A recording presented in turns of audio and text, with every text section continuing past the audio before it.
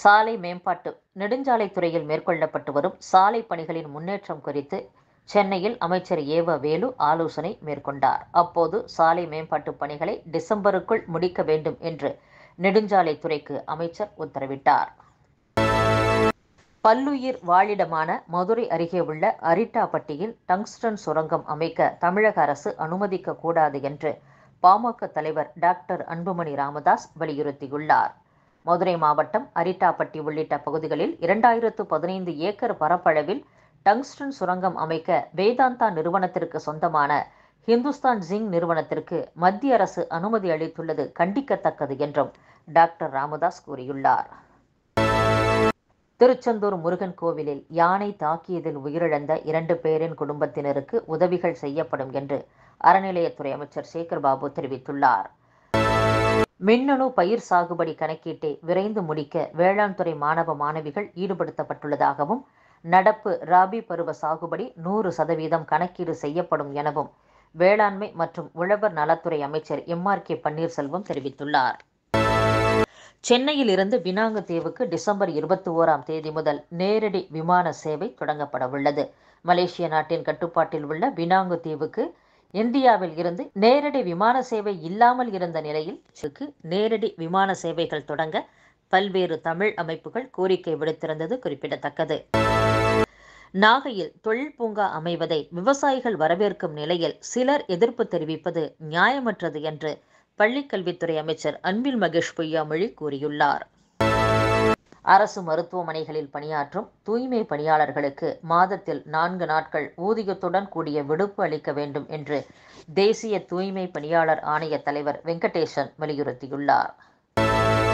வெளிநாடுகளில் மருத்துவம் பயின்றோர் தகுதி சான்றிதழ் பெறுவதற்கு நவம்பர் 25ஆம் தேதி வரை விண்ணப்பிக்கலாம் என்று தேசிய மருத்துவ ஆணையம் அறிவித்துள்ளது.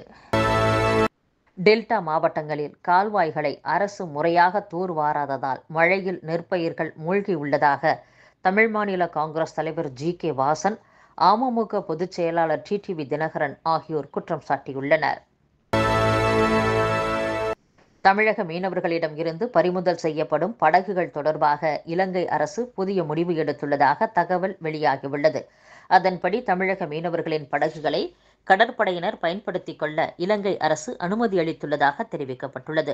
மன்னாரில் இருந்து 5 படகுகள், யாழ்ப்பாணத்தில் இருந்து 8 படகுகள் என மொத்தம் 13 படகுகள் இலங்கை கடற்படையின் பயன்பாட்டிற்காக ஒப்படைக்கப்பட்டுள்ளதாக தெரிகிறது. மேலும் மன்னார், மயிலட்டி துறைமுகங்களில் நிறுத்தப்பட்டுள்ள படகுகளை பயன்படுத்த ஒப்புதல் அளிக்கப்பட்டுள்ளதாக கூறப்படுகிறது. இலங்கை அரசின் இந்த புதிய முடிவால் தமிழக மீனவர்கள் அதிர்ச்சி அடைந்துள்ளனர். தமிழக வெற்றிக் கழகத்தில் உழைப்பவர்களுக்கு மிக விரைவில் பதவிகள் கிடைக்கும் என்று அக்கட்சியின் பொதுச் செயலாளர் புஷி ஆனந்த் தெரிவித்துள்ளார். நம் தலைவரை முதலமைச்சர் இருக்கையில் அமர வைப்பதற்கு நாம் அனைவரும் கடுமையாக உழைக்க வேண்டும் என்றும் நிர்வாகிகளுக்கு புஷி ஆனந்த் அறிவுறுத்தியுள்ளார். மதுரை ஃபாத்திமா கல்லூரி முதல் சமயநல்லூர் வரை கடந்த 6 ஆண்டுகளில் 542 விபத்துக்கள் நடைபெற்றுள்ளதாகவும் அந்த விபத்துக்களில் 137 பேர் மரணமடைந்துள்ளதாகவும் உயர்நீதிமன்ற மதுரை கிளையில் சமயநல்லூர் DSP சார்பில் அறிக்கை தாக்கல் செய்யப்பட்டுள்ளது. போதிய தெருவிளக்கு வசதிகள் இல்லாததே விபத்துக்களுக்கு காரணம் என்றும் அந்த அறிக்கையில் தெரிவிக்கப்பட்டுள்ளது. காற்று மாசுபாடு காரணமாக டெல்லியில் 50% அரசு ஊழியர்கள் வீட்டில் இருந்து பணியாற்ற அரசு உத்தரவிட்டுள்ளது. வரும் 2025ஆம் ஆண்டு முதல் 30 சிறைகளில் வீடியோ கான்ஃபரன்சிங் விசாரணை நடத்த தமிழக அரசு ஒப்புதல் அளித்துள்ளது.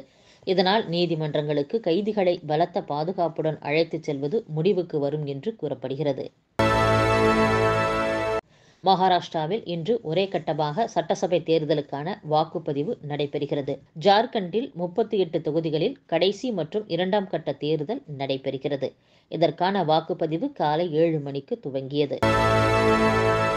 திருமலையில் அமைந்துள்ள ஏழுமலையான் கோவிலில் பணியாற்றும் இந்துக்களை தவிர மாற்று மதத்தினரை விருப்ப ஓய்வு பெற அல்லது வேறு துறைகளுக்கு இடமாற்றம் கோரும்படி திருமலை திருப்பதி தேவஸ்தானம் அறிவுறுத்தியுள்ளது. திருமலையில் இனி இந்துக்கள் மட்டுமே கடைகள் நடத்த அனுமதிக்கவும் முடிவு செய்யப்பட்டுள்ளது. இந்தியா சீனா இடையே நேரடி விமான சேவையை மீண்டும் துவங்குமாறு வெளியுறவுத்துறை அமைச்சர் ஜெய்சங்கரை சீன வெளியுறவுத்துறை அமைச்சர் வாங் யி வலியுறுத்தியுள்ளார்.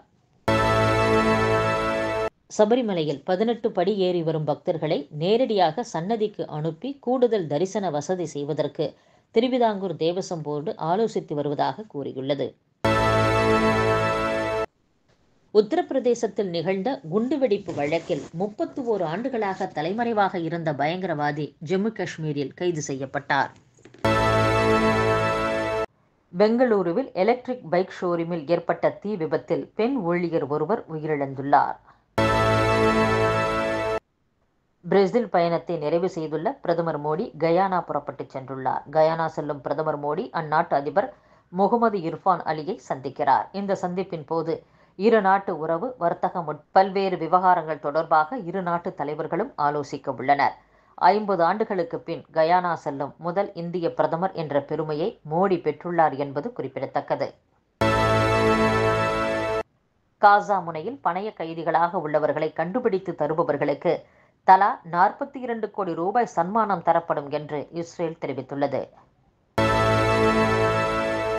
அமெரிக்காவில் தேசிய அவசர நிலை பிரகடனம் செய்ய அதிபர் டொனால்ட் ட்ரம்ப் திட்டமிட்டுள்ளதாக கூறப்படுகிறது. எல்லை பாதுகாப்பை உறுதி செய்ய தேசிய அவசர நிலை பிரகடனம் செய்து ஆவணமற்ற புலம்பெயர்ந்தவர்களை நாடு கடத்த திட்டமிட்டுள்ளதாகவும் ட்ரம்ப் தெரிவித்துள்ளதாக கூறப்படுகிறது.